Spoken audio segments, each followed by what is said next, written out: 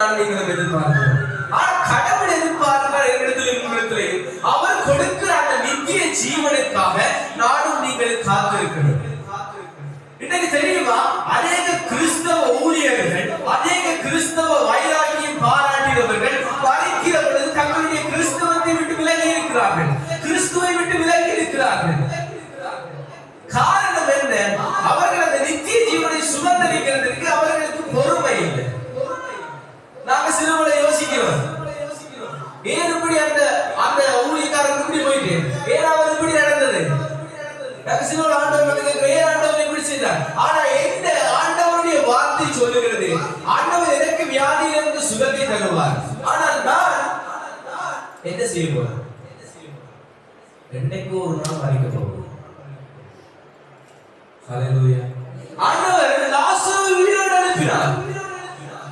ஆனா லாசரு இதுவரைக்கும் இருக்கிறானா?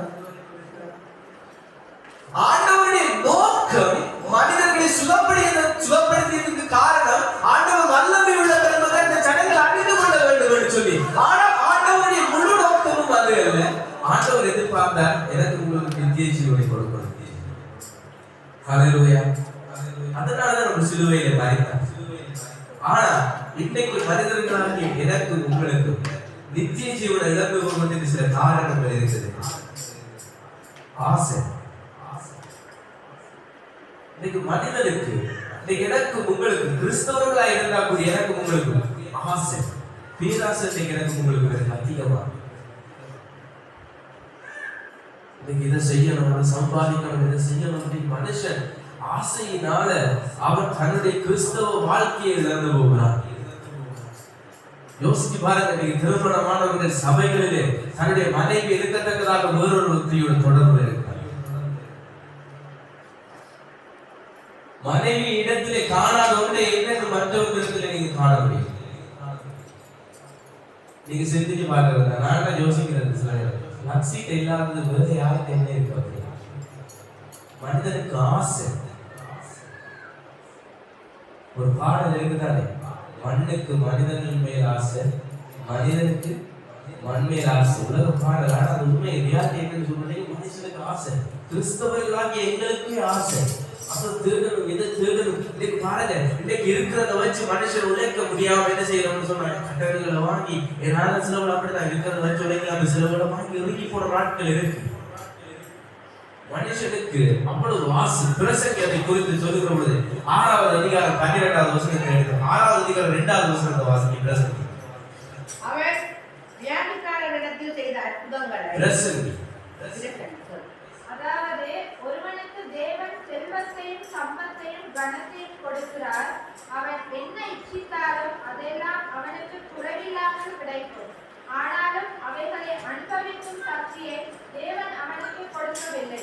அந்நிய மனுஷன் அதை அனுபவிக்கிறான், இதுவும் மாயையும் கொடிய நோயுமானது. சிலவரை நம்ம யோசிக்கிறோம் தானே.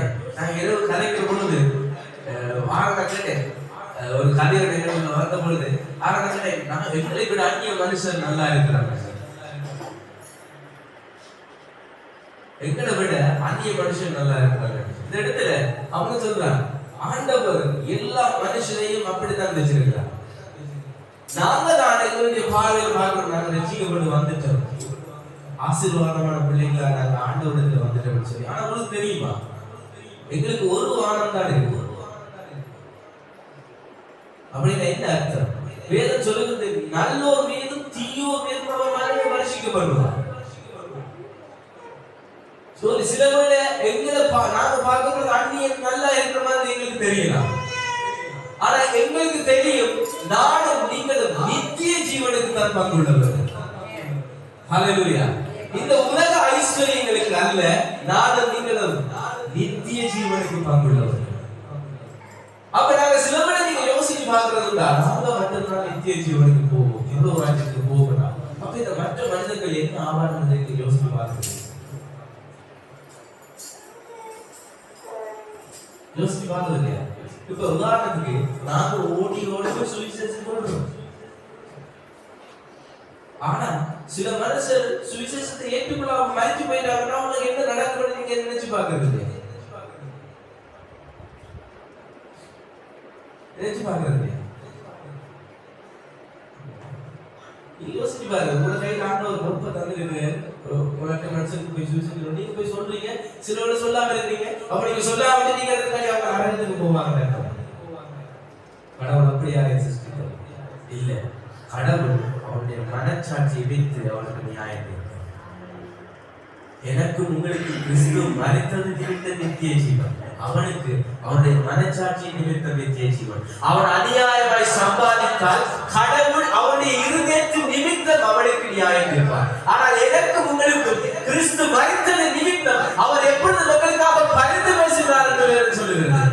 நீங்க ஒரு தவறு விடுகிற பொழுது ஆண்டவர் என்ன செய்கிறார்? அவர் எனக்காக உங்களுக்காக பரிந்து பேசுகிறார் பிதாவிடத்திலே. அதனால நான் நீங்கள் நித்திய ஜீவனுக்காக காத்திருக்கிறோம்.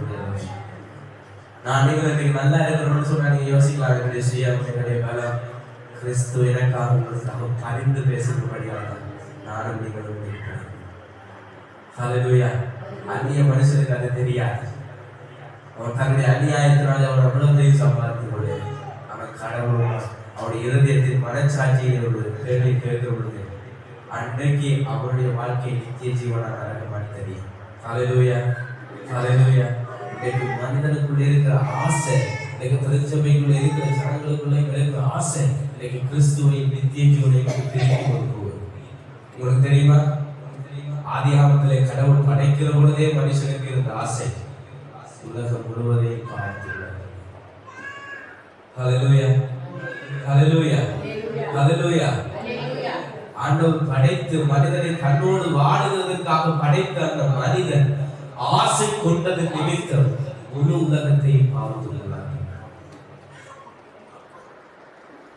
இந்த உலகத்திலே